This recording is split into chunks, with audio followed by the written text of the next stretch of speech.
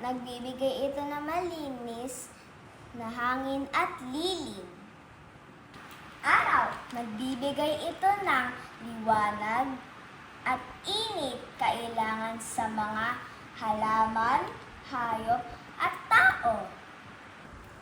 Walis at basurahan, panatilihing malinis ang ating paligid at itapon ang mga basura sa tamang lugar.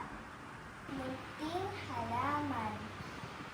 Nagpapakita na ang mga halaman ay mahalaga sa ating kalikasan. Tubig. Paalala na magtipid at na tubig at huwag itong aksayahin. Recycle symbol. Muling gamitin ang mga bagay katulad ng mga papel, bote at lata.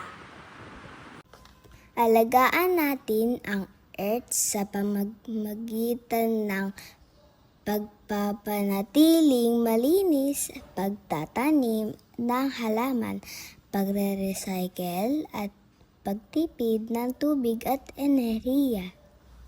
Hello everyone, my name is Candice Avery E. Gonzalez from grade 2 Benevolence. Thank you for watching. Bye-bye.